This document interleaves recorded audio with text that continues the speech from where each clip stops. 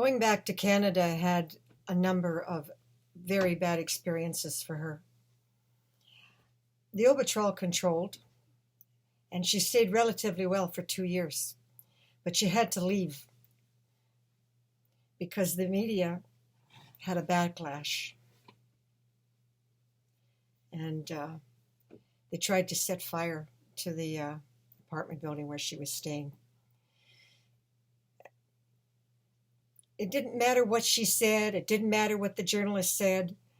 These ignorant assholes were convinced that she was trying to shut down industry. She had proven that it could be prevented without any major cost to industry, and nobody would listen. And she said it over and over again. But you know, that's the funny thing about people. They hear what you don't say, and they read what you didn't write. And you're fighting that. Prejudices in their heads. And you're fighting that. Now, it isn't that you're not going to face that in other parts of the planet. But the problem was that Sudbury was a sewer hole of ignorance, and it was the worst when it came to that. So somehow or other, somebody had written to, or given a copy of something she'd written to the Prime Minister, David Peterson, and he arranged for her to immediately like that get on disability. Well, that isn't what she wanted. Yeah, okay, that's nice, but she wanted it legal for everybody. She didn't want people who were dying to be treated worse than dog shit and to be kept on basic welfare in the kind of conditions that she'd been left in. And that's what they were doing. So, okay, she went back south. She went to Collingwood. Rad Whitehead helped her. She got on the computer. There was no internet at the time. Not that she was aware of. There probably was, but she wasn't aware of it and didn't know how to get there. She still couldn't make a sentence.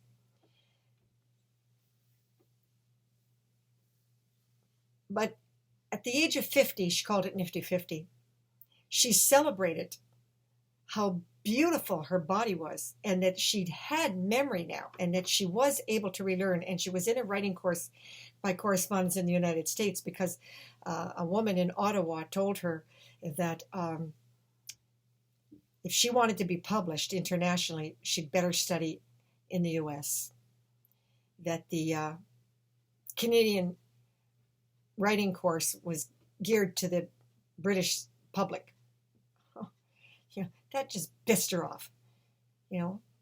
Here we were hundreds of years later and we're still following the goddamn British system. Why couldn't we be an independent country? Why couldn't we have our own system? Why couldn't we be a democracy? Yeah, she'd ask these questions over and over and get no answers. Anyway, the long and the short of it is that she took some beautiful pictures. God, she had a rockin' body. And she'd had a falling out with Dan McIsaac. He'd gone back drinking. He was in love with somebody else the whole time from the day they met, so, she knew that. But once he went back out drinking, she had to cut it off. Because if there was one thing she knew, she couldn't afford to take a drink. She was severely allergic. She could not take a drink. And through the local papers and small town atmosphere, she had an awful lot of support. They welcomed her back with open arms, and they were happy to have her there. And she has a huge album of magnificent, sexy pictures at the age of 50 to 52. And then in 1993, she just crashed. And in 1995, she was right back where she started. She couldn't breathe in the apartment. She had a beautiful apartment now in Wasaga Beach, but she couldn't breathe. Didn't know why. Her brain was shutting down. Her body was shutting down. So she went back to the little shack on her parents' property.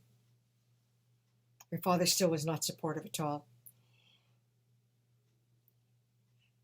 And the children gathered round her once more and gave her hope and gave her love. But there was a little difference now. She wasn't catatonic like before. Even though these attacks were horrific, she was very aware. She would like split into two halves. There was the part of her that was terminal, and she was bleeding and full of infection. And I'm not going to go into the gory details of what happens to your body when you're dying, because it is disgusting. And I've done enough of that. And then all of a sudden, like that, she could dance. And so she'd go dancing in her gas mask at Collingwood. They'd put her up on the tables, and one time she was in crutches and a gas mask, and she matched her outfit. Typical Trudy. Yeah, she matched her outfit. Yeah, the mask has pink and yellow filters, okay? And she wore a pink, and it's black, of course, and she wore a pink and black yellow outfit. Very sexy. It was outrageous. On crutches, and they put her up on the tables, and she disco danced, and she did the shimmy for them. And they used to put her on the chair. She'd shuffle over, and they'd put her on the chair, because anybody can go down a hill. It takes legs to get up it. So she didn't quit. But something was poisoning her, and she didn't know what. She couldn't understand it. And Rad Whitehead was really upset. He'd worked so hard with her, and his girlfriend, fiance, whatever. And so many people, the staff of Jim Wilson, they'd all tried to help. The editor and Leslie Budge and different journalists, and Jim Brown, and there were so many.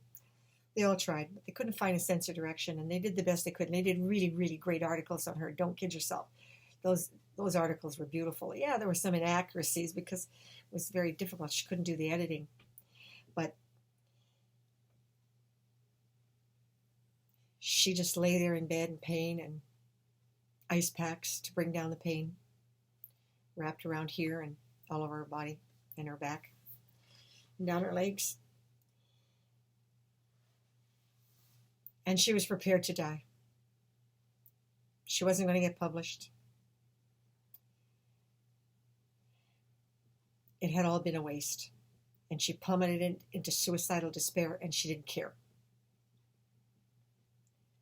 All of a sudden, she got a vision. And it is just so bizarre and very hard to talk about and very hard to write about. But it said, "You are poisoned." Because don't forget, she couldn't write, but she could read. And it said, big letters. And it was talking to her, but when you talk to her with her brain like this, she couldn't hear. But she could read anything, and that was a part of her brain that would retain the information. And it said, "You are poisoned. Check food in fridge. You've come too far to die now." And everything was vegetarian. And she looked at it and she said, "There's nothing wrong. There's nothing wrong." And then the vision said, "Canola. What's canola?" And she looked down at Eve's vegetarian patties, and she looked at the word. She said, "There's no canola there." And the voice answered even louder, "Do you know that for sure?" I'll make a long story short. She got on the phone and confirmed canola oil was in it. Yes, 1995. That's when she discovered. All these years and all these attacks, no matter what she did, were being caused by the goddamn food in Canada, because they could put shit in it and they could put anything in it, and they didn't have to be on the label. So what do you do now? And the vision said, okra. Reverse it with okra. Okra? And it spelled it O-K-R-A, okra. She goes, "What's an okra?" And the vision said, "Check it out."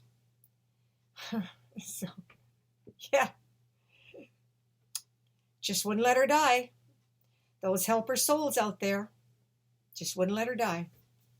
She really wanted to. She was exhausted. And she'd been so betrayed, and I'm not going to go into the details of the betrayal. It doesn't matter.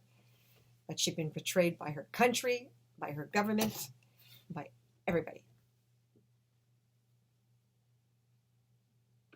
And she certainly felt that Dan had betrayed her as well, because to go back out drinking because of that stupid bitch Sandra, well, broke her heart.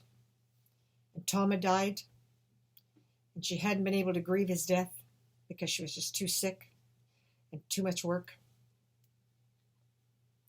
That was so painful. He died a raving lunatic, schizophrenic from a drug that a doctor had given him. Anyway, she picked up the phone and called Roger, manager at Zare's grocery store in Wasaga Beach. Told her what had happened about the vision, and he agreed. Don't question it. He said, I know what Okra is. And he said, I can get it. I'm going to go to St. Lawrence Market tomorrow. I'm going to go up early. They're open at 5, 6 o'clock in the morning, and he's going to go and pick it up. And he brought her a case of fresh okra. And she washed it with veggie wash and all of that, and had learned how to take care of food and make sure there was no pesticides. She'd been poisoned by grapes. She'd been poisoned by pesticides too many times to count. Judy Lawton almost died, and she had to reverse her, save her life. Oh, yeah, she'd done a lot of that. Anyway, she was so sick, she couldn't cook it. So she ate 22 and then passed out.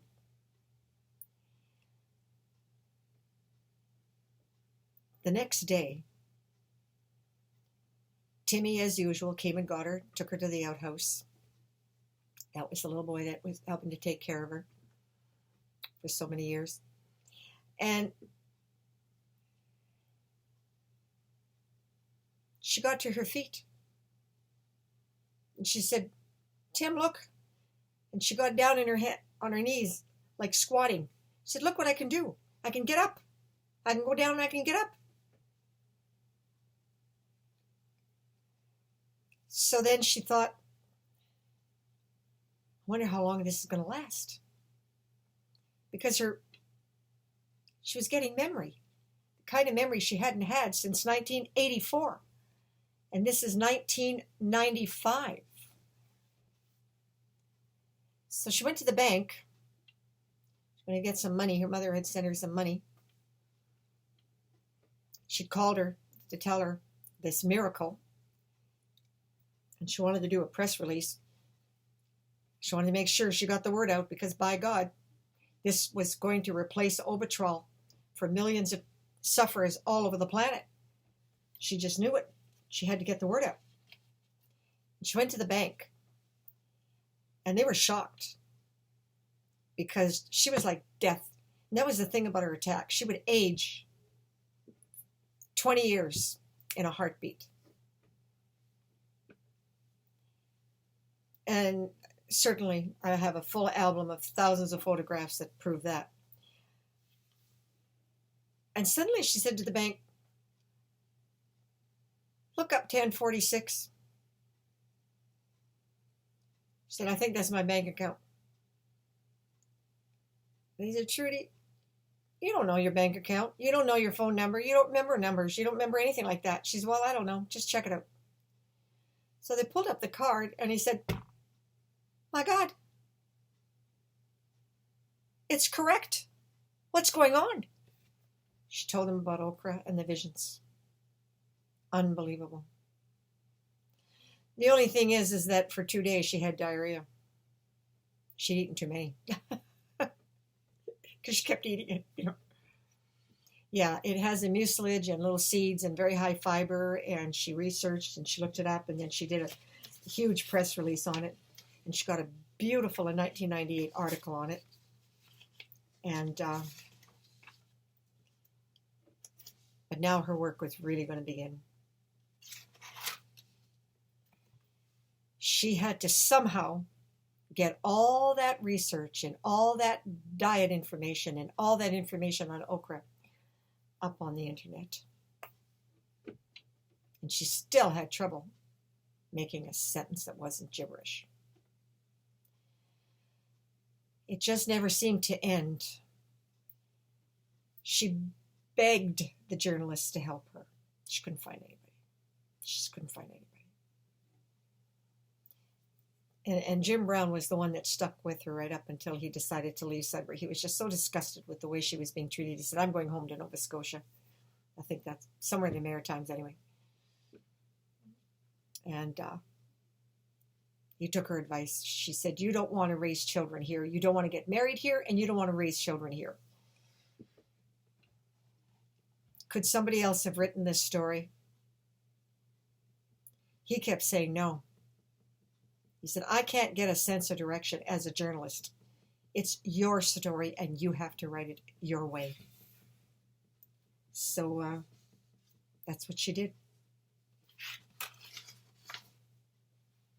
Bit by bit, little by little. And she finished it. And there is a website with all that information. And she did it. Did the laws change? It's 2017. No, they did not. 3 years ago, a tumor took her down. And I'm going to end with that chapter. So for now, the disease research, it's complete. It's done. Everything that your children and the next generation needs, and it'll last for 200 years, it doesn't matter, because a poison is a poison is a poison. And that's all you need to remember. It can be prevented, and it can be controlled, and it can be reversed, providing you're not in the terminal stages. Because if you need the angels from the universe to rescue you, which they did me, I can't guarantee you that they're going to come and do that for you.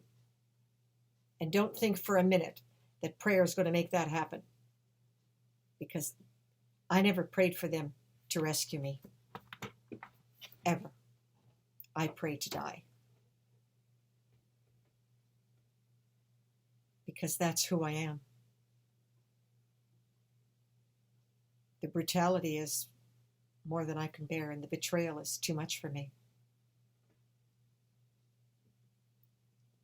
So I'm going to leave that last chapter because it's just too painful, what I've been through in the past 3 years. You can look it up on my websites. I'm done.